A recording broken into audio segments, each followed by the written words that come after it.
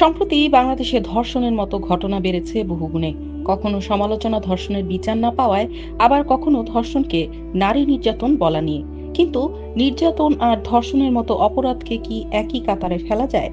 দেশে দেশে ধর্ষণের শাস্তির মাত্রা দেখলেই কিন্তু বোঝা যায় ধর্ষণ বিশ্বব্যাপী একটি জঘন্য এবং ঘৃণ্য অপরাধ। চলুন দর্শক জেনে আসি কোন দেশে ধর্ষণের শাস্তি আসলে কেমন। প্রথমেই দেখা যাক বাংলাদেশের আইনে ধর্ষণের শাস্তি কি। বাংলাদেশ দণ্ডবিধির ৩৭৫ এবং ৩৭৬ ধারায় ধর্ষণের সংজ্ঞা ও শাস্তির বিধান রয়েছে।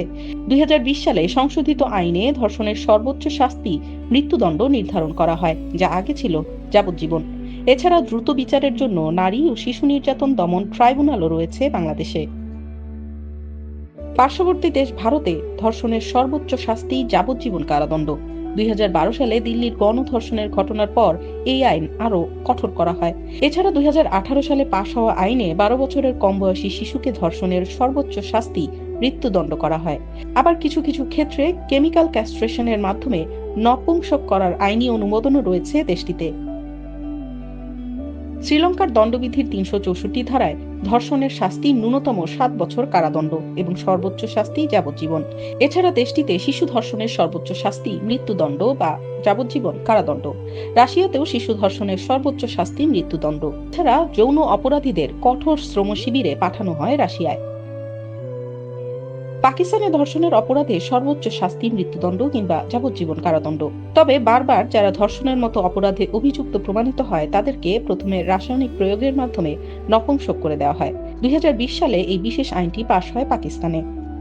সৌদি আরবে বিচার হয় ইসলামী শরিয়া আইনের ভিত্তিতে। সেখানেও ধর্ষকদের শাস্তি মৃত্যুদণ্ড। তবে মৃত্যুদণ্ড কার্যকর করা হয় শিরোচ্ছেদ বা গুলি করার মাধ্যমে।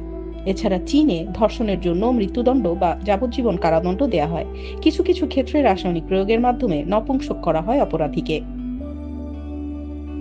যুক্তরাষ্ট্রের ধর্ষণ সংক্রান্ত আইন এক এক স্টেটে এক এক রকম। কিছু স্টেটে সর্বোচ্চ শাস্তি মৃত্যুদণ্ড, তবে অধিকাংশ ক্ষেত্রেই ১০ থেকে ২৫ বছরের কারাদণ্ড। কিন্তু দেশটিতে ছোট বড় যে কোনো যৌন নিপীড়নকারীদের জন্য সেক্স অফেন্ডার রেজিস্ট্রি রাখা হয়। এর ফলে পড়াশোনা, চাকরি কিংবা বাসা ভাড়া নেওয়ার সময় অপরাধীর তথ্য জানতে পারেন সবাই, ফলে অপরাধীর কাছ থেকে সাবধানও থাকতে পারেন। যুক্তরাজ্যের আইন অনুযায়ী কোনো অপরাধের সর্বোচ্চ শাস্তি যাবজ্জীবন, সেখানে মৃত্যুদণ্ডের কোনো বিধান নেই। তাই দেশটিতে ধর্ষণের সর্বোচ্চ শাস্তি যাবজ্জীবন কারাদণ্ড। মৃত্যুদণ্ড না হলেও যৌন নিপীড়নের অপরাধ তদন্তের বিষয়ে দেশটি বেশ সংবেদনশীল। ধর্ষণের শিকার ব্যক্তির সম্মতির প্রমাণ না থাকলেই অপরাধীর বিরুদ্ধে কঠোর শাস্তির ব্যবস্থা নেওয়া হয়। ফ্রান্সে ধর্ষণের শাস্তি সাধারণত ১৫ বছরের কারাদণ্ড, তবে নিপীড়নের মাত্রা বুঝে ধর্ষণের ক্ষেত্রে শাস্তি বাড়িয়ে ৩০ বছরও করা হয়ে থাকে। জার্মানির আইন অনুযায়ী ধর্ষণের সর্বনিম্ন শাস্তি ২ বছর এবং সর্বোচ্চ ১৫ বছরের কারাদণ্ড। এছাড়া যৌন অপরাধীদেরকে মানসিক চিকিৎসা দেওয়ার ব্যবস্থাও রয়েছে দেশটিতে। এছাড়া দক্ষিণ কোরিয়া ও ইন্দোনেশিয়ায় শিশু ধর্ষণের জন্য কারাদণ্ডের পাশাপাশি স্থায়ীভাবে নপুংসক করার শাস্তির বিধান রয়েছে। এই তুলনামূলক বিশ্লেষণ থেকে বোঝা যায় যে বিশ্বের বিভিন্ন দেশের সর্বোচ্চ শাস্তিটাই মূলত ধর্ষণের শাস্তি, অর্থাৎ সব দেশেই ধর্ষণ সবচেয়ে নিকৃষ্ট অপরাধ।